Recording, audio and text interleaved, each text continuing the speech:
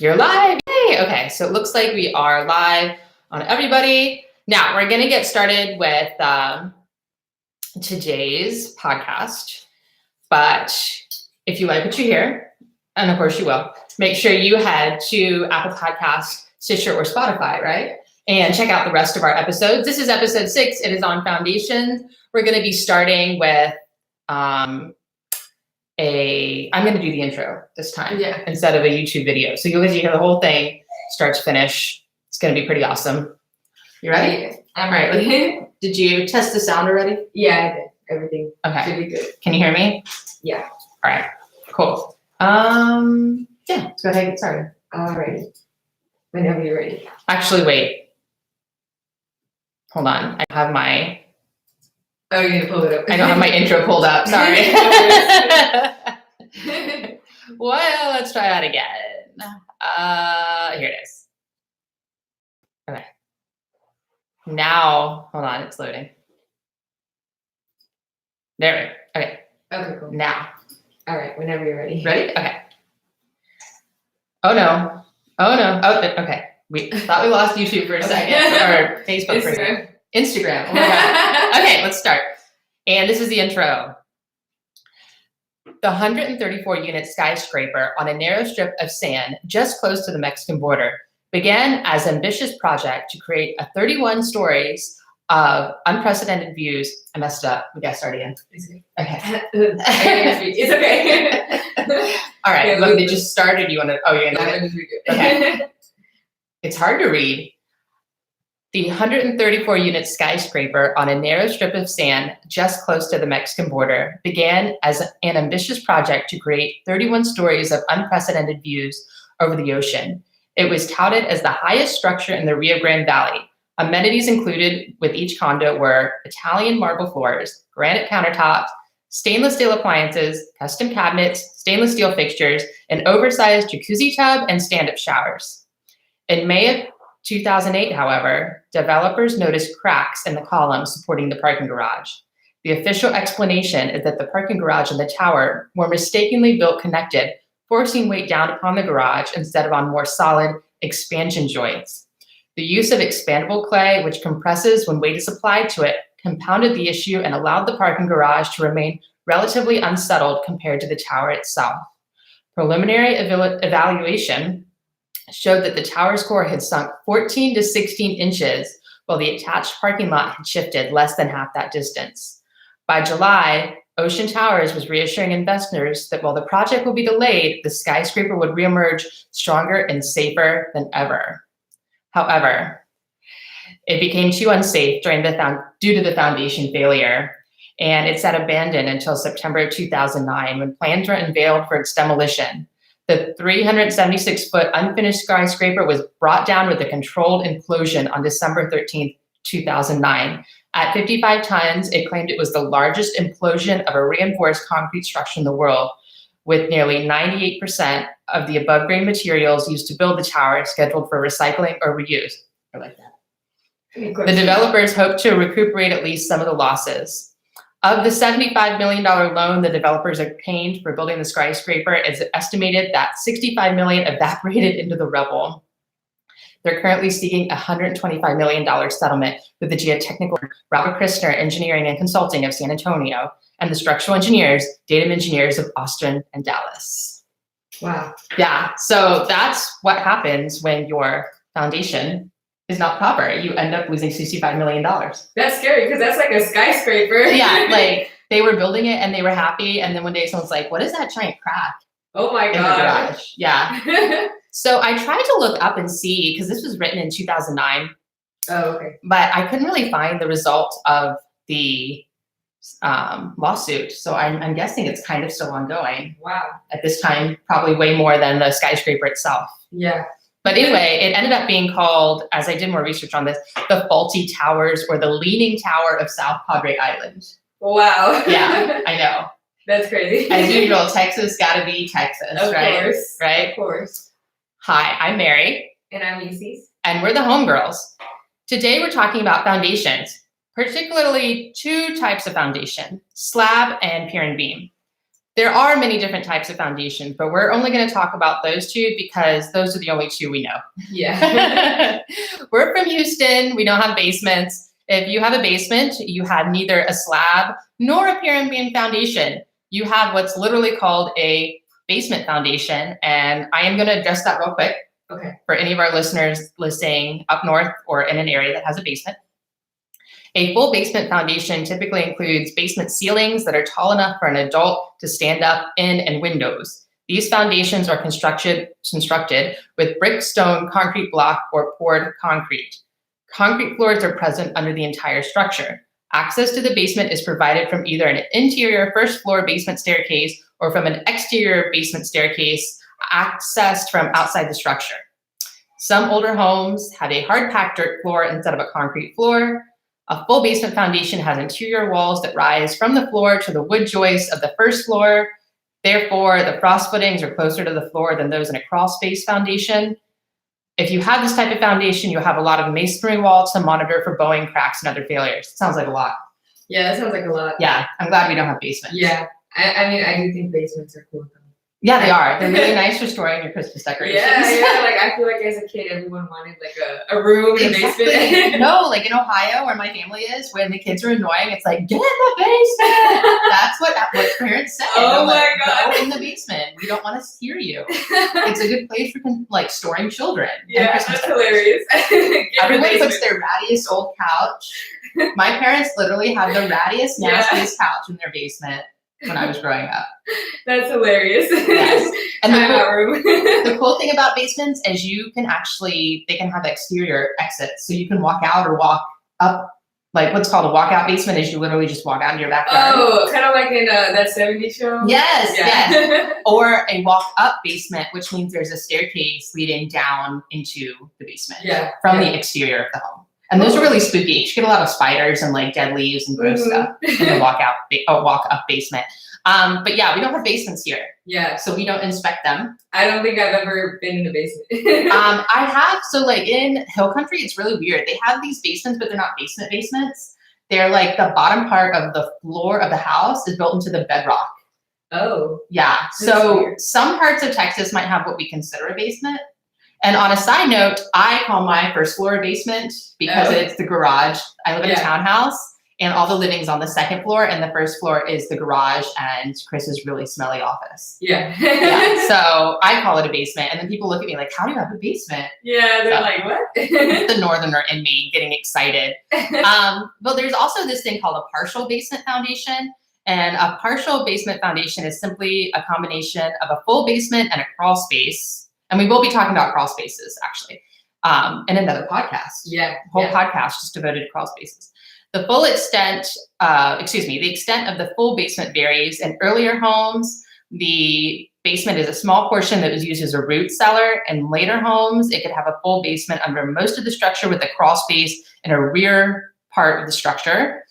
Partial full basement foundations are typically constructed with brick, stone, or concrete blocks. So essentially, a full basement foundation is one that you can live in. Yeah. And a partial basement is one that has a mix of living space and crawl space. Oh, okay. Yeah. And actually, I had a friend who lived in Fredericksburg, Virginia, and she lived in a kit home from the 30s. So they like ordered their house from Sears and built it. Oh, okay. Not my friend, but like the people. Yeah. In the 30s. You would go down and there was a basement and then she had this really scary crawl space that was literally just carved out of the bedrock that their house was built in. Oh my God. It was so creepy. And her cat would get in there and you just see these like eyes. Ew, I'm sure that thing is full of spiders. Yeah, it's like something from a horror movie. Yeah, but of course she used it to store her Christmas decorations. So, okay, smart. Like I said, that's where you put your stuff. If you live up north, you put it in the basement. Yeah. So that's really it for basements. We're not really going to talk about them again. If you are a structural engineer and you're listening and you have experience with basements and you're like, you got that completely wrong, feel free to reach out and tell us. Of course. Yeah, I mean, I literally just read you the definitions because I don't know anything about them. Mm-hmm.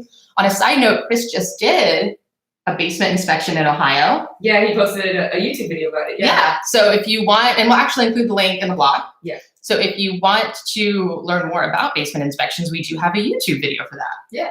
Perfect timing. Yeah, I know.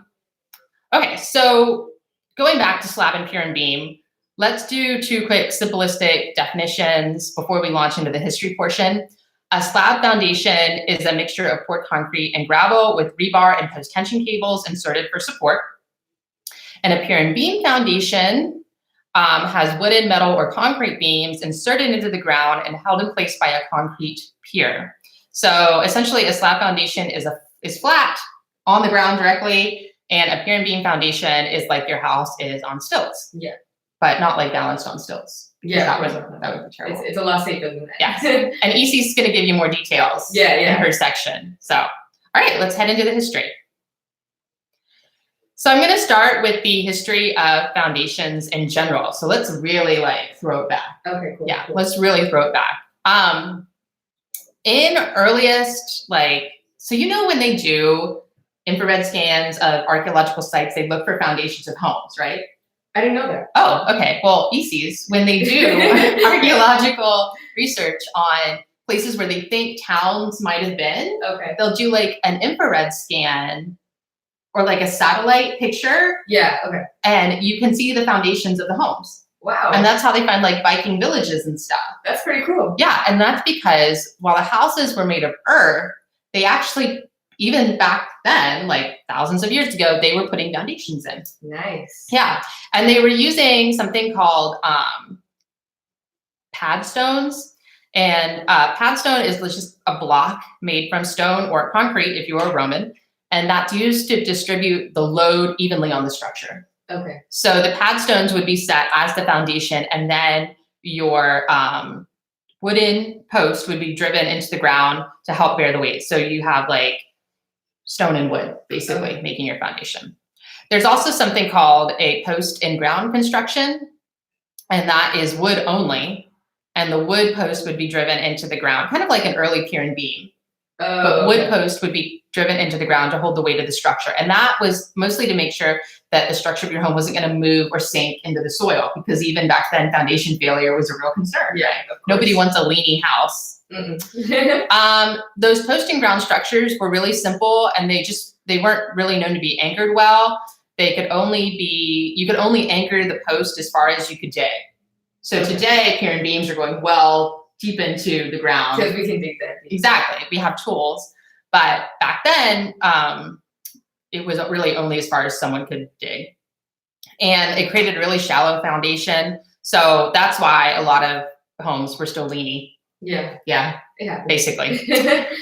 So moving forward in history, people eventually developed more advanced stone foundations. And now we're kind of talking like castles, right? Yeah. Because some castles did fall down because they had faulty foundations. Oh, wow. Yeah. You can't use a post and ground structure to build a castle. Yeah. That's a lot of weight. Yeah. So basically, they were using stone foundations, which expanded on the pad stone theory. Now, remember, the pad stones were basically just stones laid in the ground that the wood would be placed on top of. The stone foundation expanded on that theory and essentially involved laying stones on stones on stones to create in the ground, and pushing them in the ground to create a thick layer beneath the structure. And they were really densely packed. And they would also create rubble trench foundations, which means they would dig a trench and then pack pebbles and rocks tightly in a ditch, and then add the stones on top of that. So very similar to almost to a slab foundation. Yeah, except it's just all rocks. It's all rock, which is great. Actually, at some point, they start running out of wood. Oh, okay. Which is why they start moving towards more stone. And pebbles. Yeah. Okay. The problem is that they didn't really anticipate that sometimes you dig up water. Of course. Yeah, when you start digging up holes. So sometimes these foundations would get flooded and they would keep building and the house would just sink. Makes sense. Yeah, because they really didn't understand the whole concept of like there's natural underground springs.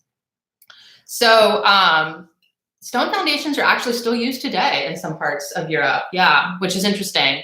That's cool. Yeah.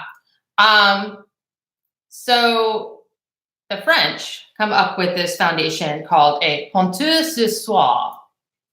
Wow. I know. What does that mean? Pinky up in the air. Ponteuse sur soie, it translates to post on a sill. So we're going back to that post and ground. Remember, that was an early, almost pier and beam type thing. The porte-ce-soir expanded on that post and ground technique, and this is a little confusing. Instead of digging a hole, the porte-ce-soir, we're going to say that fancy every time, rested on top of a sill, and the sill would connect to the foundation and act as a support frame. And the sill provided another layer of security between the home and the foundation. So when the ground would shift, the sill would bear the brunt of any damage and not the actual foundation of the home. So this is very similar to pier and beam in that they're building a sill. When we say sill, we're meaning like they were digging holes and filling up with rock. Yeah. And instead of putting the wood in the holes, they're filling up the hole with rock and then attaching the wood to the rock base. Okay. So now you have almost a pier, like a pier and beam foundation that they're attaching wood to. So when the pier part would move or the sill would move, the wood would still kind of stay stable, supposedly. Supposedly. So Okay. you hope, right? So that's the history of the foundation. Pretty glamorous. Yeah. A porte-ce-soir. Yeah. So let's move into the history of pier and beam. Okay, cool. Now, here in coastal regions of the United States, any place that has a coastal region, and the United States has a lot of coastal regions. Yeah. We do. For sure. We really do. Especially here in Houston. Before the 1950s, pier and beam was the most common type of foundation in the United States and for coastal regions, especially those that experience flooding. And flooding is Houston's middle name. Yeah. If we haven't, I feel like we've addressed that. Yeah, we have. Like Yeah. all the time. All the time. I feel like we mention that in every podcast. It floods here. It really does. So in Houston specifically, we have a river called the Buffalo Bayou. Do you know it? Yes. Yeah. It flows through downtown. It can look pretty, but mostly it looks kind of like a muddy pool.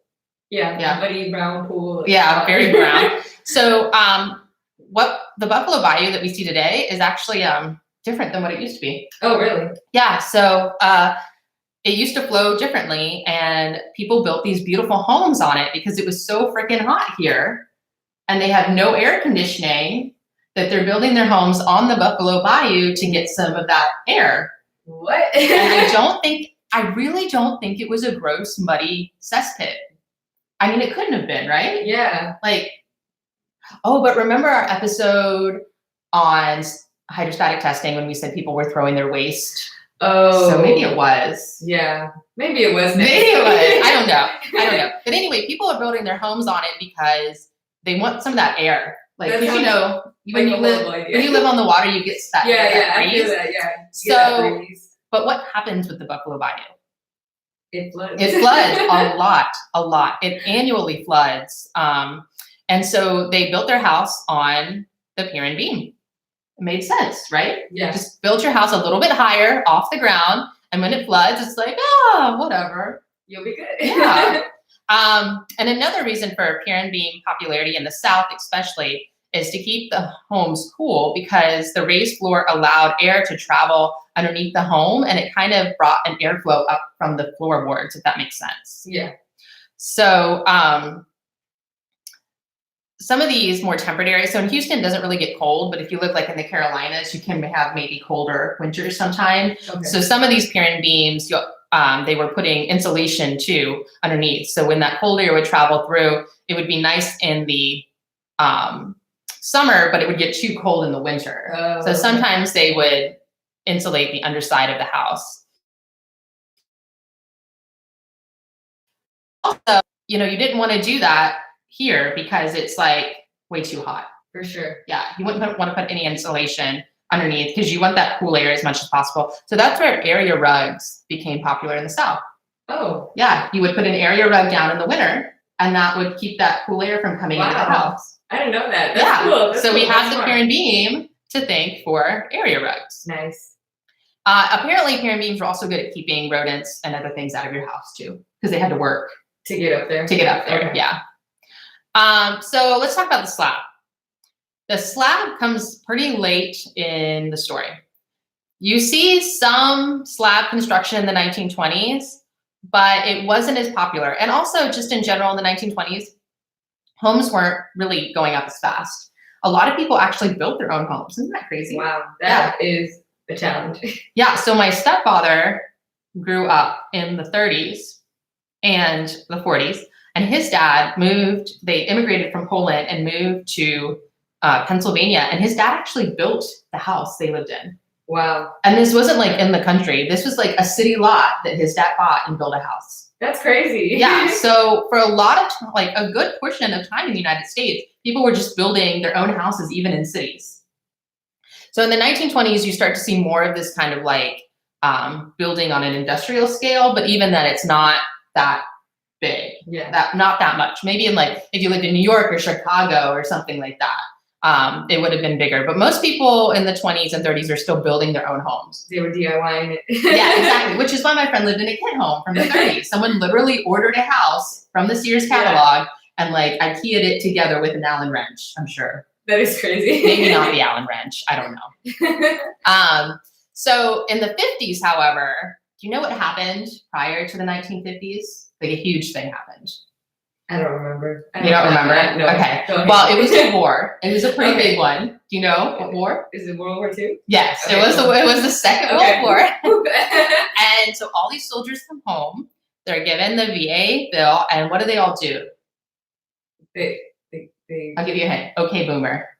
The baby boomer? Yes, the baby boomer. Okay, boomer. So the soldiers come home from the war and they all start having babies. And there is a need for houses. And so that's where like the slab comes into play. They're like, holy crap, these pier and beam foundations take a second to build. Yeah. What if we just poured concrete in a hole and built a house on it? Yeah. So that's why in the 1950s, you see the rise of the rise of the slab foundation. And I want to talk about one person in particular. His name was William Levitt. And he actually had a custom home building business in Long Island in 1929, because in that part of the East Coast, again, people were building their homes, but they were too rich to actually build a home. You hired someone to build your house, right? Mm-hmm. So when the Second World War broke out, Levitt joined the Navy, and the Navy actually hired him to build military housing. Wow. Yeah, and the buildings were really small, and they were all the same. And he found that as a custom home builder, he was spending all this money on, customizing a home, right? But the military made him use uniform interchangeable parts and module buildings pieces, basically. Okay. And they're building these on slabs because they need the houses to just go up because the bases are expanding because there's so many families in World War II in the Army and the Navy and whatever. So in July 1948, Levitt's still in the Army. He's building 30 houses a day. 30 houses a day? Yes. Oh my God. Yes. So, and he's also the one that really insisted that they use the concrete slab pour foundation, because prior to that, the military was using a different type of slab, and concrete wasn't allowed by code. I guess it was just considered unstable. But Levitt really pushed the idea that we need to be using concrete because it's so cheap and easy to pour, and it can set very, very quickly. Yeah. So basically, these houses are going up like crazy. And in the 1950s, another invention, it was already kind of existed, but on a mass scale. Do you know what was finally made like available on a mass scale in the 1950s to pour concrete? To pour concrete? Yeah. Mm-mm. A concrete mixing truck. Oh, like the circular one? The whirly thing with the thing on. Yeah. Okay. Yeah. So in the 1950s, suddenly, for whatever reason, there was concrete trucks became cheap and easy to build. And because those concrete trucks are suddenly cheap and easy to build, it is suddenly cheaper and easier to pour concrete. Wow. And so bam, all of that came together. Babies, this guy, William Levitt, the war, concrete trucks came together to bring us slab foundations. And that is what most of our homes are built on now. That's crazy. I know. That is really crazy. It's just like a perfect storm. Think that all this was happening. Yeah. I mean, like if the World War II hadn't happened, maybe my townhouse would be on a pier and beam building. Who knows? Yeah. Also, hundreds of millions of people would still be alive. True. Yeah. Very true. That got dark. So, that is the history of the actual foundation and then slab and pier and beam. That's cool. Fun stuff. Yeah. So, I'm going to hand it over to you, Isis. Do you want to tell us more about slab and pier and beam foundations? Yeah. Okay, so I'll go a little more into depth on how slab foundations are mixed and how pier and beam foundations are set.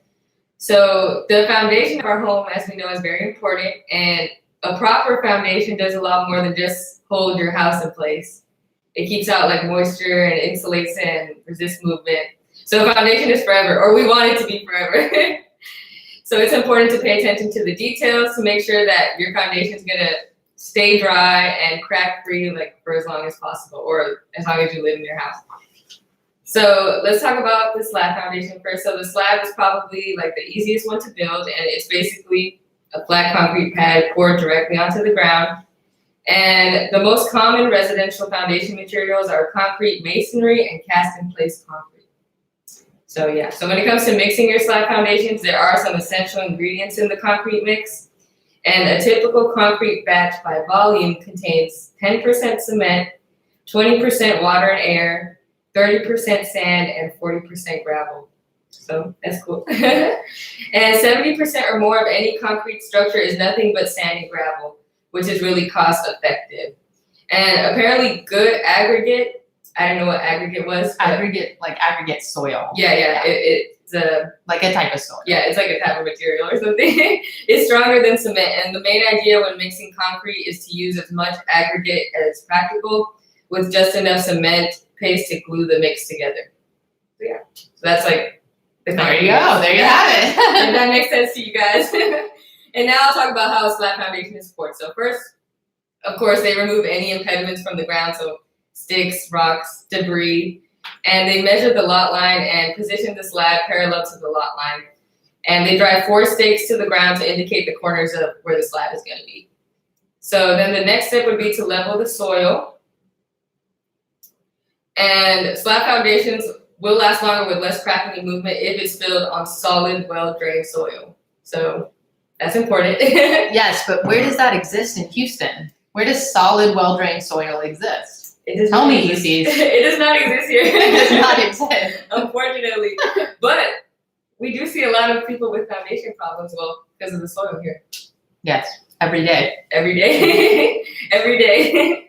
So then the second step is building strong level forms. So that's like the form boards, and they brace them to ensure that the sides of your house will be straight. So if the former boards aren't braced strongly, then when the concrete is poured, it can like push the boards outward, and then you might have like a curved wall. Yeah. Something like that. Yeah. And then that's forever. So that's why it's important to get a phase inspection too, because if you don't get one and this happens, like you're screwed. You're stuck. Like you're stuck. That's it. So then they build up the base of the home and pack it with gravel, and they strengthen the slab with steel bar, which is known as rebar. And finally, the concrete is poured and flattened, and then they just wait for it to dry. So now I'll move on to the pier and beam foundation. And a pier and beam foundation allows a building to have a deeper, more secure footing than slab foundations because it's like up in the sky. And we see those a lot in Galveston. So if you ever go to like Galveston, or maybe even in South Padre Island. So actually, this is really interesting because there are parts of Houston that are really old. Yeah. So the Heights. Yeah. Montrose, the Third Ward, parts of Bel Air. Yeah. Especially after Harvey, a lot of people are moving to pier and beam foundations. Yeah, especially like Bel Air is really bad. It's really bad over there. Yeah. So a lot of people think it's only in Galveston, but and we'll talk about this in my section. A lot of homes have hidden pier and beam foundations. Oh, okay, that's cool. Yeah. That's cool. Okay, so when it comes to difficulty, pier and beam foundations are a little harder to install than slab foundation. Obviously, it takes longer. It's not as quick. But apparently they're more affordable to install. That's interesting. I didn't know that. Yeah, I read that online. Apparently it's more affordable to install them, but it's more difficult. I feel like that's kind of an oxymoron. Yeah. Like, I always understood the slab foundation to be cheap. That's why builders like it. Yeah. I mean, it's easier to do. Yeah, for sure. That's interesting. Yeah. So, and I'll put the links in there. So yeah, that's really interesting. And when it comes to installing pier and beam foundations, the process is pretty straightforward. So first they dig a series of holes into the ground, typically past the frost line in your area. And once the holes have been drilled, gravel is poured and compacted into the bottom before placing the preformed cardboard forms on top of it. Yeah. Next, the forms are then leveled with the ground and each other before being filled to the top with concrete. And before the concrete cures, metal hardware that will later be bolted to the floor support beams are placed into the top of the forms. And then when the concrete cures and wooden beams similar to the skids mentioned earlier are bolted in, the floor is built on top of them. And finally, the subfloor is attached to the skids, which is like the top of the pyramid beam. And I'll put pictures too, because I found some good pictures. Yeah, this is very technical. Yeah, there are some good pictures that show exactly like what they do. And so then they attach the floor and they have to make sure that the piers are evenly spaced, because then otherwise your house will start to sag. Yes, that's the big thing. Have you ever stayed? You stayed in a house in Galveston? Yeah. So the first time I went to Galveston back in 2013, I was like, holy crap, these houses are on stilts. I don't feel safe. Mm-hmm. I always was like so worried like the furniture is going to fall through because it does not look steady, does it? It doesn't. I actually stayed in a pyramid beam house like a few weeks ago for the very first time. It was safe. It was cool. Yeah, when you pull up, you're like, no. I'll be sleeping in the garage part. Okay? It looks scary. I'm not going up into that stilt house. Yeah. Baba Yaga nonsense going on. And the thing is, like, when we went, they were still recovering from a huge hurricane, and some of the houses were just like half the house would be on the ground and half would still be on stilts. That's scary. Yeah, it is really scary. And I'm like, how are we living in this? How is this safe right now? Yeah, I'd rather stay close to the ground. Yeah, it's really like some of those are like 30, 40, 50 feet high. Yeah, they're really, really tall. It's and we can put pictures of those too. And the thing with Galveston is if you live in Galveston, it's a barrier island. And so it's basically a sand dune. Yeah. That keeps getting moved by the ocean. So the natural pattern of Galveston Island throughout its history was that it was always changing shape because the ocean was shaping it, because it's just sand being washed up or driven away. And then a hurricane comes and like takes half the sand away and then it gets pushed back, right? So a lot of those beachfront homes in 20 or 30 years, they'll be underwater. That's scary. Yeah, because the island is always moving. Yeah. And even now they have a really bad problem with coastal flooding. Yeah. Like people's backyards well, they're not really backyards if you have a beachfront property. Your beach yard, your beach place is like underwater for a good part of the day because of the tides. Yeah, that's scary. I would not buy a beach house. Yeah. So, I mean, but it makes sense why the pier is so high up there. Yeah. Where, in Houston, the piers tend to be maybe like 2 or 3 feet is the highest. Yeah, not so. And that would be really high. Yeah, the ones in Galveston are very tall. Yeah, they use them as garages. So like, you can park your car, you can store things in them, and then when the hurricane comes, you just accept you're going to lose all of that. Yeah, that's hard. That's just part of living on the island. Yeah, so, you gotta acknowledge that risk. Yeah. You move in knowing you're going to lose your car as soon as a hurricane happens. So that was a digression. Yeah. All right, so that was it for my part. Awesome. Okay, so let's head to the foundation in the modern home. Now, remember, we're only talking about slab and pier and beam. Yes. So I apologize again for anyone living up north. I tried to tackle basements. Sorry to our basement people. Yeah, I really tried with basements. Let's start with pros and cons, and I will start with pier and beam because I feel like we were just talking about it. That's a good segue. So the pros of the pier and beam is it raises the house up away from water. Yeah, of course. I mean, like, who knew? Shocking. Yeah. So it also allows for easy access to electrical and plumbing. So if you're a house flipper, and I would look for pier and beam homes, even though in Houston or in other places they tend to be older. Yeah. But it's so easy to access the electrical and the plumbing, you don't have to break into the slab. Okay, so you don't have to do anything intrusive. Invasive essentially. Invasive. Yeah. The cons are the piers can decay from moisture and age, so you do have to maintain them. And also termites love pier and beam. Of course. I know. First of all, they're jerks, as we learned in our WBI episode. Mm-hmm. But apparently the pier and beam, because they tend to be wooden, is just like an arrow pointing at the house. Coming through the yes, door. Climb up and start launching. Wow, that's kind of scary, because I'm like, what if you get a lot of termite damage on it? Exactly. That is literally holding your house up. Yeah. What if you get like drywood formosan? I mean, they can destroy a house in 2 years. Yeah, that's scary. So the house could just collapse. I know. The big thing to know about the pier and beam is it has the crawl space. And like I said, we have a whole different podcast we're going to be doing on crawl spaces, probably in season 2. I don't know. It might end up in season 1. Okay. We'll see. And essentially, the crawl space is the area beneath the house where the ground and where it's like the ground in the house, basically. So, like I said, in Houston, the piers and beam tend to be shorter, like 2 to 3 feet. So that would be the crawl space. Okay. When you have a 20, 30, 40-foot house, 40-foot pier and beam foundation, that's not really, I mean, I guess you could call it a crawl space, but I mean, it's more like just extra space, like a garage. Yeah. Yes. I wouldn't say it's a crawl space. Exactly. No one is crawling. Yeah, you don't have to crawl in there. Yeah. You see crawl spaces mostly in older homes that have the smaller, Yeah, and you really gotta Yeah, we actually have to army there. crawl, and it's full of snakes and dead cats and water and just it's gross. It's gross. It's scary. I wouldn't want to go. Skunks. Yeah. Yeah. No, thank you. But yeah, the crawl space. The purpose of that was to give the area for the house for flooding to happen underneath the house. Some people insulate parts of their crawl spaces and use them as storage. Okay. And as I said, they can range from 1 to 2 feet or 5 or more feet. But essentially, the crawl space, they can be enclosed or opened. But we'll get to that. Yeah. We'll talk about that in the crawl space. Yeah, we'll talk about I don't want to do too much about Yeah, we don't want to give you too much information. Just know that if your house has a crawl space, it's on a pier and beam. Okay. Don't be in denial. Don't be like, I have a slab and we have a crawl space. No. It doesn't work like You can't do that. Yeah. If you have a crawl space, you have a pier and beam. Also, if you have a partial basement, you have a crawl space. What? Oh, okay. I said I wasn't going to talk about basements, but I just realized I said crawl space. I said crawl space and partial basement. So there you go.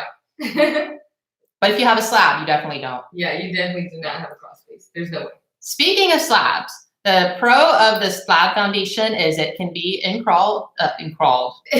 can be installed quickly. And because there's no crawl space, utility bills tend to be lower. So I should have brought this up and I didn't. I'm sorry. Pier and beam homes that have crawl spaces, remember I said they wanted that cooler air to circulate through? Yeah. Well, it's great when you have no climate control in your house in 1900. Okay. But in 2020, crazy time, 120 years later, crazy. we have climate control. And it turns out when you have rickety floorboards that let air up through your house, that just sucks. Wow. Because that means your air conditioning is leaking out through your floor, and your heat, if you have heat on, which we really don't here in Houston, would be leaking out through your floor. Wow. Yeah. So the pro of the slab foundation in the modern world is that you don't have that air coming up through the floor. Does that make sense? Yeah. Yeah. Yeah. That can get expensive. Yeah. Oh my God. If you don't live in Houston, you don't even know what a air conditioning bill looks like until we're talking like $200 a month. It's insane. Anyway, that was another digression.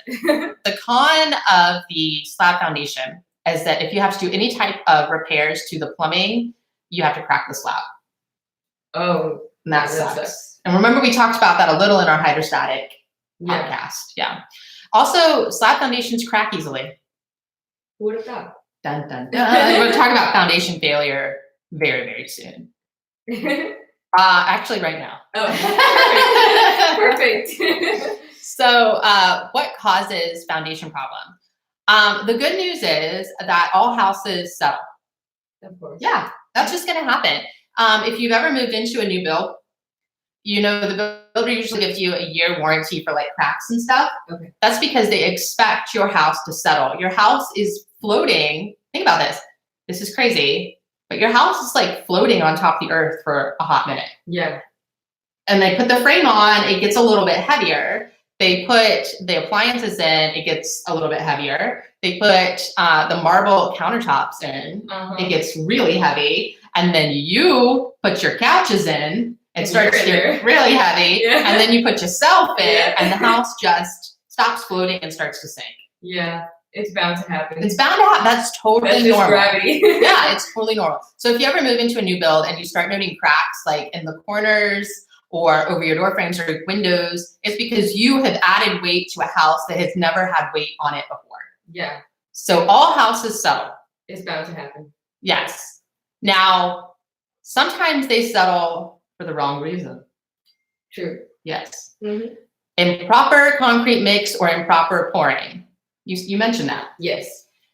The thing with improper concrete mix is you can't catch it. Wow. It's kind of like that beetle we talked about. Oh, yeah, like the beetle. Like the beetle. It's already there. It's already there. If you move into a house where the concrete has been improperly mixed, you don't know, and you're not going to know until the foundation starts failing. That sucks. That really sucks. Or if they pour it improperly, that's again why you want to have a phase inspection, because the inspector in the phase 1 can be there to check the pouring of the foundation. Yeah. And usually we find a lot of stuff on phase. Yes, inspection. you'd be amazed at what we find. And a lot of builders try to be really sneaky and we'll be like, okay, we're gonna pour at 8, be here at 8, and then they'll pour at 6. Wow. Yeah, just to make sure we can't catch it. But again, if you don't have that inspection, or maybe you bought the builder's spec home, you don't know that foundation's been improperly poured until things start to happen. Yeah. Excessive moisture, excessive temperature. Mm-hmm. I feel like this is a reoccurring theme. I know. We're only just like right in the category. Yes. Come to Houston, where we have both excessive moisture and excessive temperature. Right. So appealing. All the foundation problems. And also tree roots can cause foundation problems. Yeah. And we see a lot of that. Yeah. Now there's 3 different types of settlement.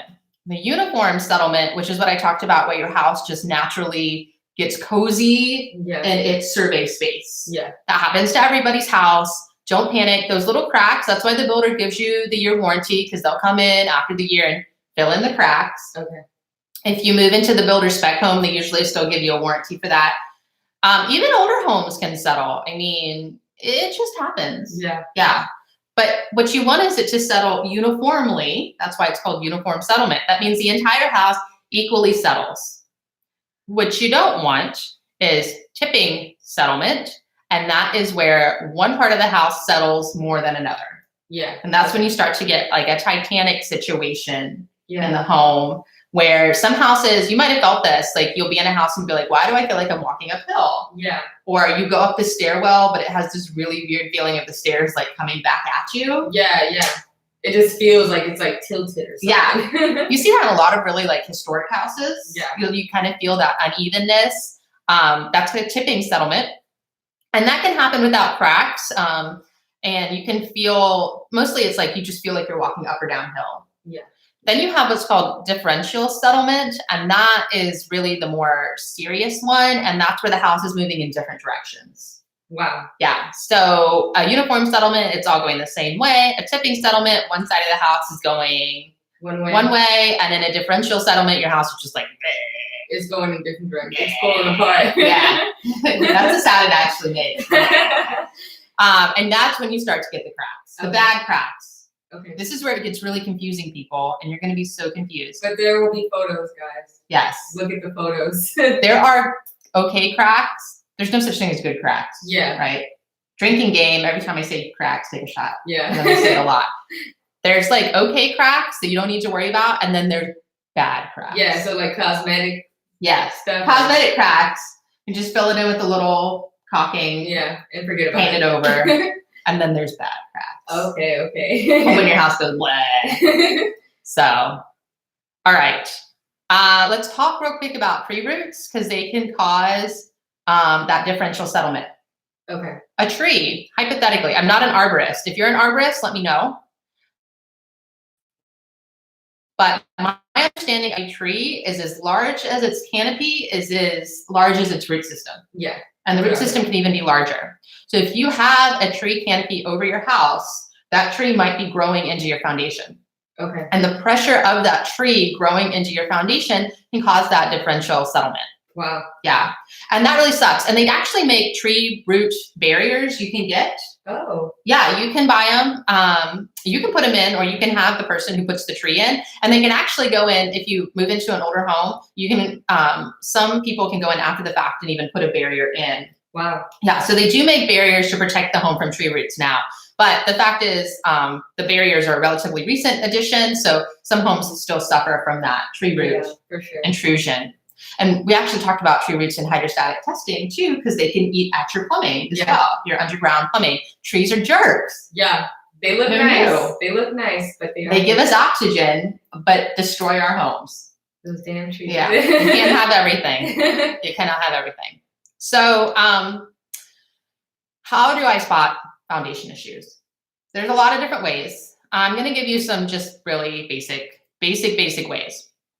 First is exterior cracks in your brick or masonry, wall cracks in the home, especially in the corners, the doors and the windows, doors that don't open and close properly. So have you ever been in your house and you this happened to me before, I used to work in a historic house. Oh, okay. I was closing the house up for the night and I shut, so the lights are going off.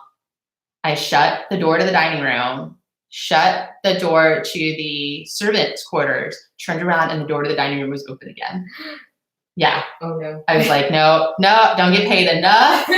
Do not get paid enough. It's haunted. Yes, for this haunting situation. So I go to shut the door to the dining room again, and not only does it not latch, it seems to just pull itself back open. Jesus. I'm just nope, forget that. I'm out. Yeah, so it ended up being a foundation issue. Okay. Spoiler alert. Okay. Yeah. Darn it. You can also spot foundation cracks on the outside. Remember how we talked about this a few times? You should see 2 to 3 inches of the foundation around the home. Yeah. Spot foundation cracks there. There's also could be cracks in the floor. That happens as well. And we, like Issa said, we'll have pictures.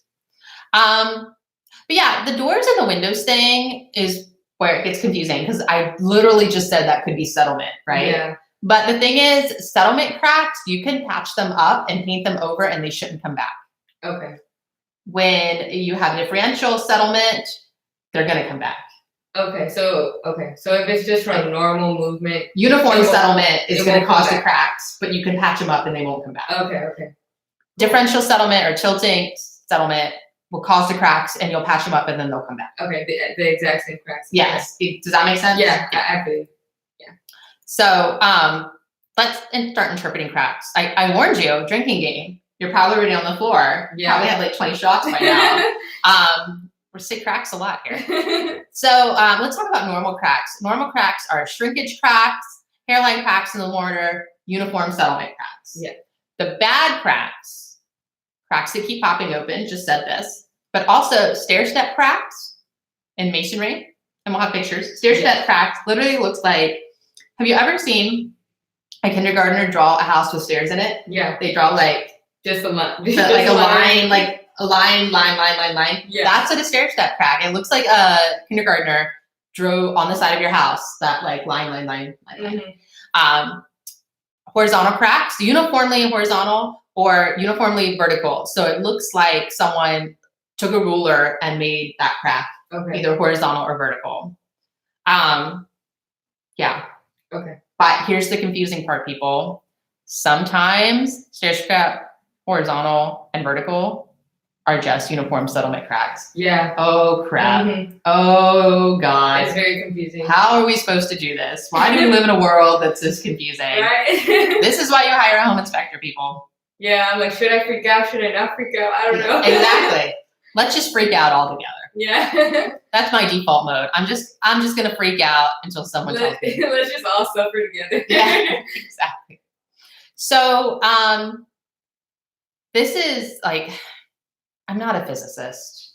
Yeah. My brother is. I got none of those genes. I don't understand a thing about physics, but something to do with pressure outside of the house creates a vertical crack. Okay. So it's the house is coming down. We're really gonna have to post this because how do I even describe it? The house is coming down and the earth, as the house is sinking differentially, the earth is pushing on it from each side and that's causing the vertical crack. I see what you mean. Yeah. So because it's pushing it on both sides, it's pushing it in, so it makes a crack. Yes. Does that make sense? Yeah. The horizontal crack basically means the house is being pushed not from the sides, but from the middle. Okay. So that means as the house is sinking differentially or tilting, the earth is pushing at the sides of the house from the middle. Okay, and then it makes the horizontal crack. So the vertical crack happens because the house is being pushed from like the long way sides, and then the horizontal is because it's being pushed from the middle. Okay. Like I said, we will post these diagrams. Yeah, we have some diagrams, and once you see them, you'll be like, Yeah. okay. They're hard to like describe on a microphone. Yeah. It's like, you need to see it. You just need to see it. You just need to see it. There's also something called full foundation failure, and we will post that as well. And that is where the foundation cracks in half. And then the house, when it cracks in half, it does a full Titanic. The house like splits in half, and one side sinks and the other one sinks. Yeah, you will know. Yes. You have foundation. You will know that. That one's not a mystery crack. There's no question about that one. Yeah, that's like, oh yeah, maybe. It broke. We definitely did it, and the picture I'm looking at right now is a house we were physically at, where they're like, we want a home inspection, and we walked up and we're like, oh, are you sure? Because the only way to fix this house is to tear it down. Yeah, and start over. Like, unfortunately, with the foundation failure, it literally means there's no going back. Yeah. You cannot caulk a foundation failure. Mm-hmm. The house is gone. It's dead. Yeah, it's gone. Call the mortuary to take your house away because it's gone. Yeah. So, now deflection cracks. I'm actually, to talk about deflection cracks, I'm going to pull up the Google definition. All right. Because I just feel like I'm confusing. Yeah. Let's hear what Google has to say. Now, a deflection crack is, okay, I'm going to read you the exact definition. Remember how I said that some cracks are good or some cracks are bad, but all cracks could be either or? Yes. Okay, the same goes for, oh my God, I didn't want to pull up a scholarly article. Google is hating on me right now. Okay. I'm not getting a definition for deflection cracks. Am I going to have to like explain this in my uncultured tongue? You might have to. It's like giving me all this science stuff. What is concrete? Yeah, come on, Google. We're out here doing some hard research. Yeah, like it's not giving me an actual definition. We gotta dig for this. I'm gonna have to explain it to you. Okay, so basically, maybe that one's a good one. Yeah. Let me try this. Let me try to explain deflection cracks to you. You lay people. If an inspector is listening, they're probably laughing at me. I know. But I'm trying to explain it in a non-scientific way. Don't judge. This is a judge-free zone. And this is going to be scientific. Deflection is the degree in which a structural element is displaced under a load. So basically, a deflection crack can be a good thing or a bad thing. Of course. Of course. I feel like all that build up for nothing. I know. We'll post a picture. We'll post a YouTube. We have a YouTube video. Yeah, there is a YouTube video on that. Yeah. So instead of me trying to babble this out to you and you getting more confused, just head to the blog. Yeah, we have several YouTube videos on foundation, so I'll put all those because there's some recent ones that are really good too. Yeah. I feel like I totally failed at cracks. It's okay. It was maybe like a 80%. I know. It's because you really have to see it. Like, it's hard to do it justice just by talking about it. I agree. And then, like, the thing is, people, especially during a home inspection situation, they're so sensitive about the cracks. Mm-hmm. They're just like, oh my God, this house has cracks. I don't want it. And it's like, it's so difficult for a layperson to differentiate between. Yeah. Don't try to figure it out yourself. Yeah. Call an engineer or a home inspector and have them figure it out. Because if you try to do it, it's like searching symptoms on Google. Like, you're gonna think you're it's like searching for deflection cracks on Google. Yeah. So speaking of inspections, what is the home inspection of a foundation? So the home inspector is going to walk through the interior of the property looking for grading differentials. Okay. And they're also going to walk the exterior of the property looking for grading differentials. Now, sometimes it could just be the soil grading, but a good home inspector should be able to tell just by looking at a home that it's off kilter. Okay. They've had enough experience, you hope, that they can just step outside the car. I mean, for example, Chris, when we were looking for our first house, it was a nightmare. He wouldn't even get out the car. He's like, nope, that house has foundation issues. Oh my God. I know, he cray. He cray. They're also going to be looking for the cracks because they're much better at diagnosing cracks than a layperson. Yeah. Or even me. I admit, I'm not the best at it. They're going to look for cracks on the interior and exterior. They can use a zip level Yeah, and we'll put a video of that too. Yeah, we have a zip level video. And they can also, and actually some lenders require this, especially for a VA loan sometimes, or FHA or any other federal type of loan, they can make an engineering diagram. Yeah. Now, in some states, only an engineer can make an engineering diagram. In the state of Texas, if you are a check inspector who has been trained in engineering diagrams, you can actually make one. Okay, cool. Yeah, so check your state for that one. The zip level, what is it? A zip level is essentially a transformer. Yes, it is. It is, what is the opposite of Decepticon?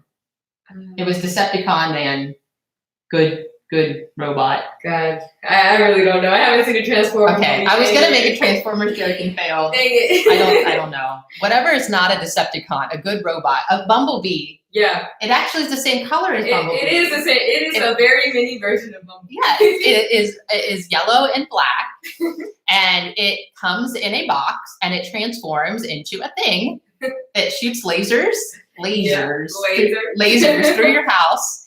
And that sounds really exciting, and it's actually not. No. we're hyping it up. We're really hyping it up. You're gonna see a zip level in real life and be like, that's a transformer. Yeah, whatever. But yeah, what it does is it transforms into a thing, shoots lasers, and gives levels of the home. Okay. Yeah. There's different types of zip level. I think the actual word zip level is a brand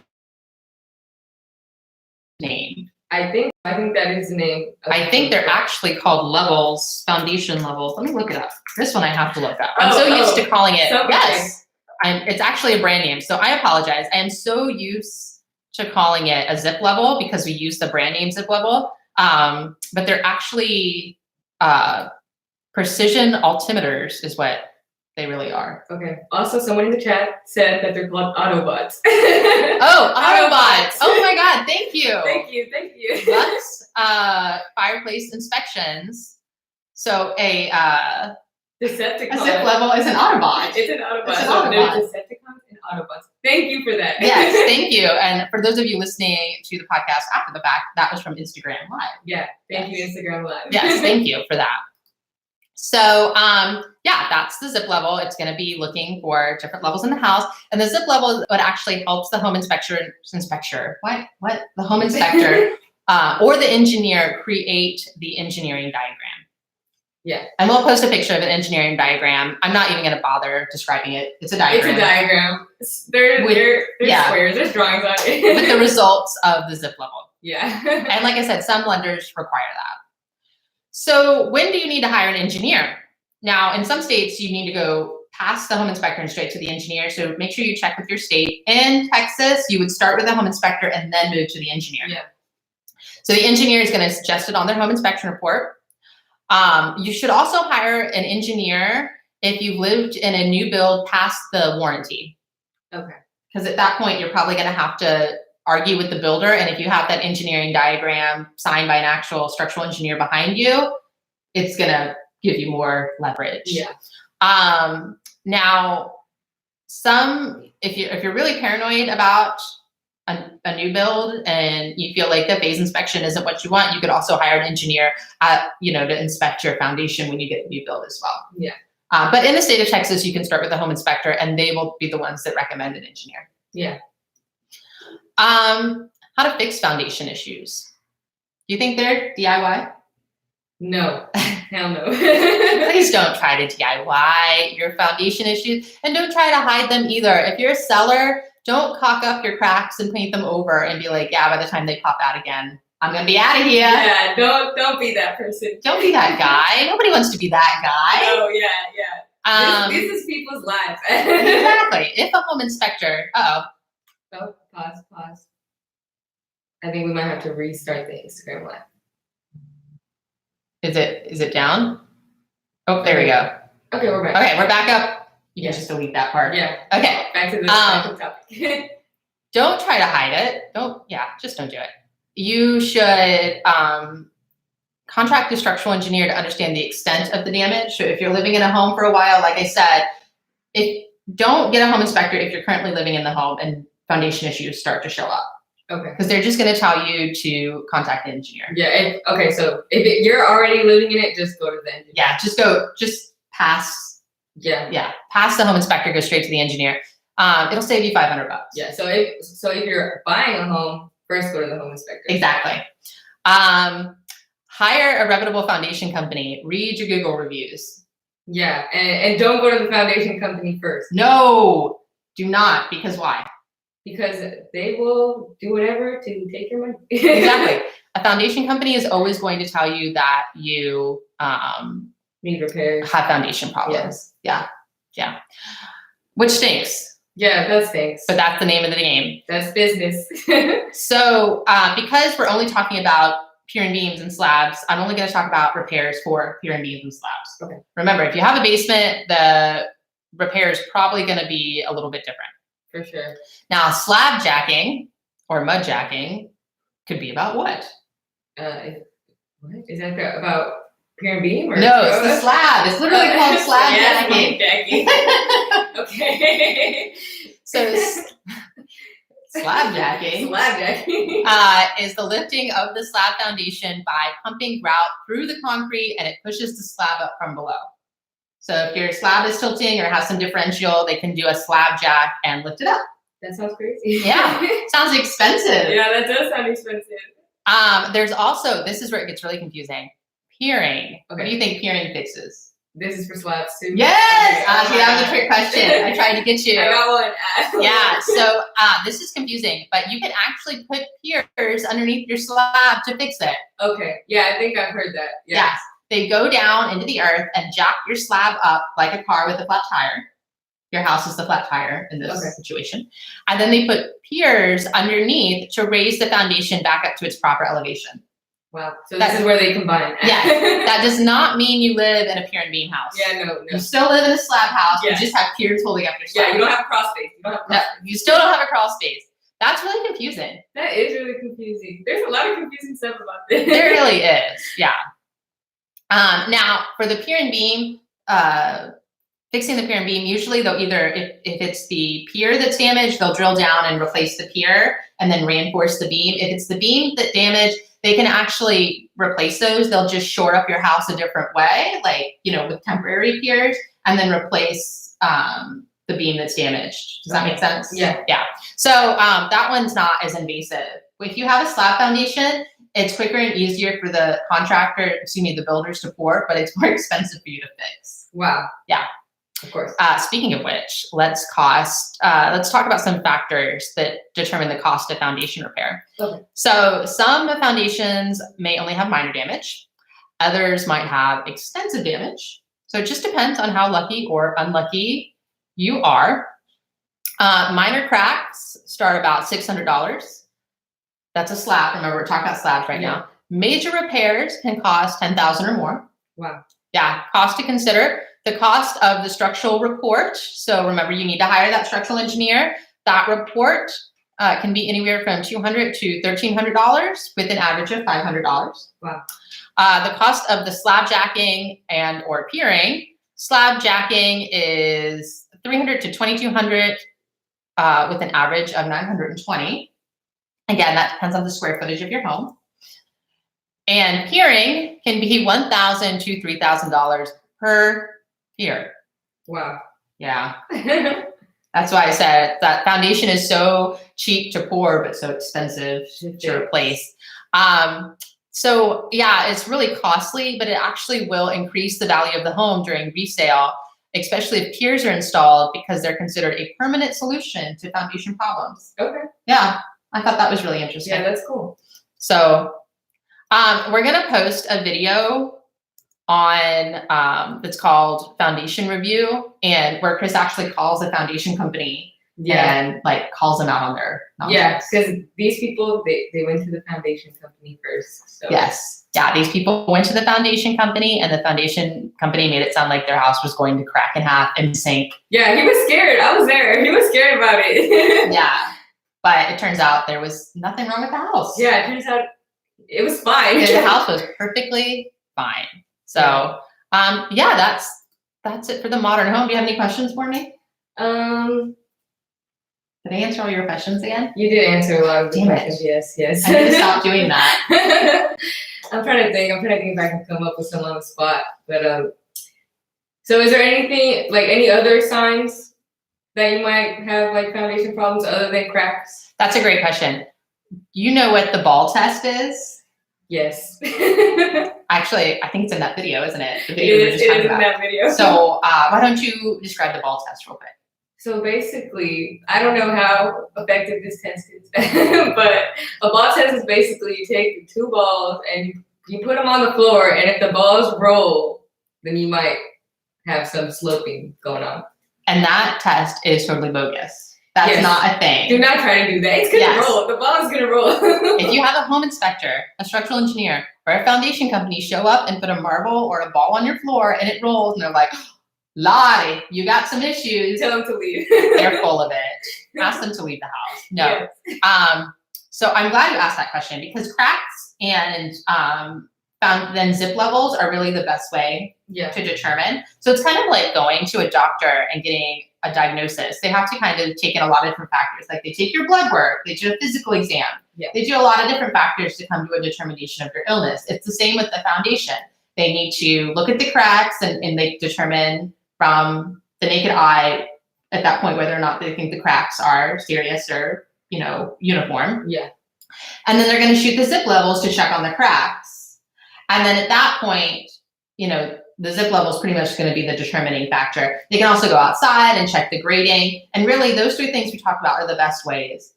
They're really, I would go so far as to say there are no other ways. The ball test is definitely not a way. Don't do it. Yeah, don't do that. Yeah, don't do it. Don't do it. Yeah. And actually, we'll talk about this in infrared scans, which is going to be a really fun one. They're like an infrared scan. Just because you see something doesn't mean it's 100% what you see. You have to do other factors to check. Yeah. It's the same with cracks. Just because you see a crack doesn't automatically point to foundation problems. You have to do other tests. So. Okay. Yeah. And is there any way to help prevent foundation problems? Yeah. So you could water your foundation. Okay. So this is really counterintuitive because we're like, oh, excess moisture is going to cause your house to sink. Which, by the way, after Hurricane Harvey did happen to some people because the soil got so saturated. Oh my God, yeah. But you still want to, oh man, I Googled watering foundation and Glossier. Literally, face foundation. I wanted an exact explanation of how to water your foundation so people didn't go to their houses and flood their house. Yeah. And Glossier's water foundation pulled up. Nice. Okay, here we go. So the best way to water your foundation, and most of us already know this, is to have a sprinkler system. Yeah. Right? Because the sprinkler system keeps the area around the house damp. So the watering the foundation is a Goldilocks type of thing. Too much water is going to damage your foundation and cause it to move. Too little water is going to make the ground around your foundation dry out, and then it's going to cause it to move. So you got to have you got it just right. And that's where the sprinkler system comes into play. So you want to make sure the water isn't splashing on your house or on your foundation directly. It just needs to be in the general area, usually like your front yard, right? Okay.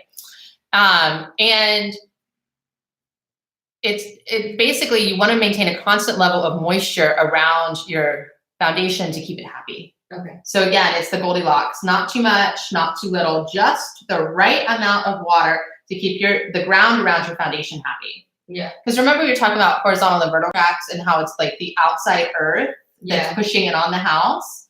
Well, when you have earth that is too wet, oversaturated, like after Hurricane Harvey, the ground basically got so heavy that it was pushing into people's houses. A lot faster. Yeah. In a drought situation, the ground around the house gets too dry and starts to pull away from the foundation. So then your foundation has no foundation. Yeah. It's dependent, your foundation is depending on the earth for its foundation. Mm-hmm. What? So if you have that sprinkler system, constantly just keeping your foundation moist and happy, it keeps the conditions good. Okay. Does that make sense? Yeah. So drainage is important. Drainage is important as well. Yeah. And obviously we can't do much about hurricanes. Yeah. We live in Houston. That's out of our control. Yeah. Just pray it doesn't happen. When's the last time it flooded? Was that April? Was that when you and Chris got? No, it was September. That was in September. In September. Yeah, we had our last major flood in September.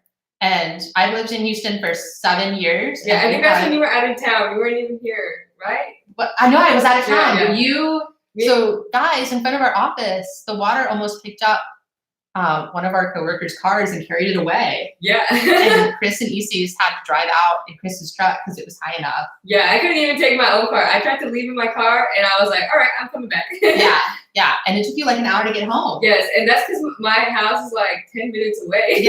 Yeah. So I don't know. Why are we talking about that?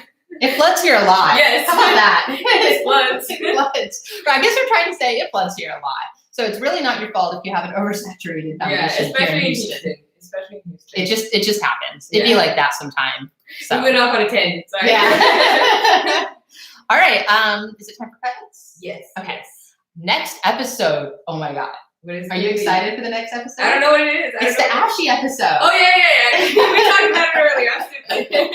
So Isis and I are be going to New Orleans. Yeah, I'm so excited. Laissez les bon temps rouler. Keep up with the French theme in this episode. We're going to New Orleans to go to the American Society of Home Inspectors annual conference. And our next episode is not only going to be about Ashy, but it's also going to be about the story of the home inspector. Yes. Yeah, so we always talk about home problems, but we never actually talk about who is this guy we're talking about, this home inspector. Ooh, what is a home inspector? Yeah, what is this weird person we're talking about? In my experience, they are high maintenance divas. Yeah. Just kidding. Just kidding. Just joshing, as we would say, because we have 2 Joshes. But that's an inside joke, sorry. Yes. So next episode is the Ashy episode, and it's going to be in 2-3 weeks. Yeah, because we have to actually go to Ashy. Yeah, we're gonna record it the week after we get back. Yeah. So and we'll have some great sound bites as well. So that's really So we'll be there. Yeah, it'll be fun. The intro was a snippet from the Brownsville Herald, July 11th, 2008, with an update from 2009 called Developer of Island Condominium Sues. The music credit is Kevin McLeod of Incomptech. Our source credits are the Wisconsin Historical Society. That's where I got my info about basements. Nice. Historical Baton Rouge, and a website called slabperformance.com. Check us out on YouTube at A-Action Houston. Nope, I messed it up. Check us out on YouTube at A-Action Home Inspection Group Houston, or on Facebook and on Instagram at homeinspector_TX. And make sure to check out the blog for the photos, guys. Go look at the photos. Yes, go look at the photos so you understand this crack situation. That was your last shot. Yes, that's it. That was it. No drinking game is over. So, all right. I'm Mary. And I'm Isis. And we're the HomeGirls, and see you next time to chat about Ashy. Yeah, sounds good. All right, thank you to everyone who joined us on Instagram. I'm sorry it cut out in the middle, so you, depending on when you joined, you either got the first or second half. For everyone who joined us on Facebook, awesome. It looks like it recorded this time. Awesome, and YouTube. And YouTube, no one watched it, but it's there forever. Yeah, someone can see it. It's there forever. So thanks a lot, guys. Make sure you check us out. Our next recording is the 29th. And that's going to be the Ashy episode and the story of the home inspector. So I guess we'll see you. We'll see you then. Yeah. All right. Peace out. See ya. And there's so many buttons. I know. Oh, you got to press one more on Instagram.